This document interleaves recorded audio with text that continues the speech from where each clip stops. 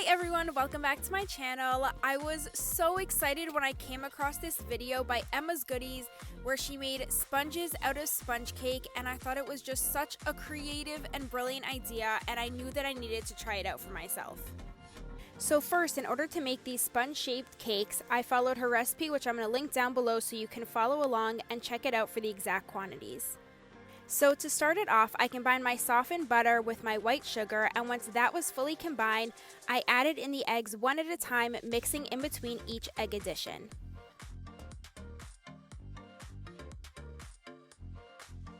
Next, I added all the remaining ingredients, which consisted of flour, baking powder, lemon juice, and lemon zest, and then I mixed this until everything was combined.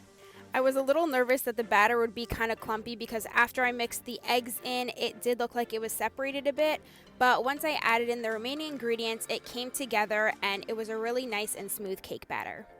Now, since I don't have a kitchen scale to exactly measure out my batter and divide it evenly by weight, I instead poured all of my batter into a large measuring cup, and since it came to about 2 cups of batter, I poured 1 1/3 cups of batter into one bowl and then 2/3 cups of batter into another bowl.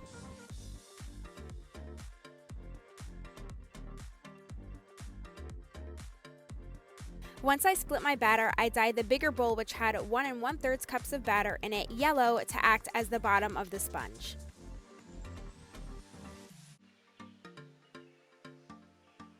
And since I only have one square pan, I decided to spray, line, and bake the yellow layer before moving on to my green layer and dyeing it. So once I sprayed and lined this square cake pan, I placed all of my yellow batter into it, leveled it out with a spoon, and then placed it in the oven for 15 minutes like the recipe said. In order to get that perfectly dark green sponge color, Emma actually added some brown food coloring along with her green food coloring, but since I don't have any brown food coloring, I thought it would be interesting to add some cocoa powder instead.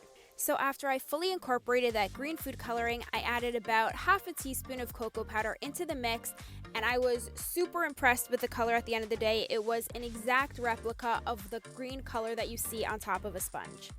And once my yellow layer came out after 15 minutes and cooled for a few minutes, I took that out and then re-sprayed and lined the pan again in order to bake my green layer for 10 minutes.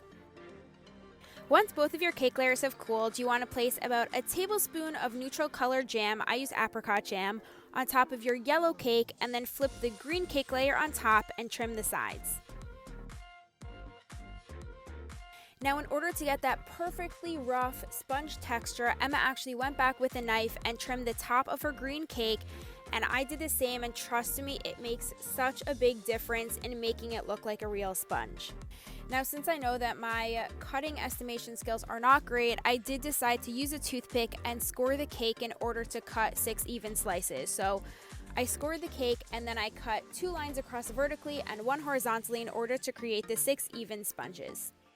Now, even though these sponges look perfect as they are, Emma did take it one step further and made edible dish soap meringue, so I did the same.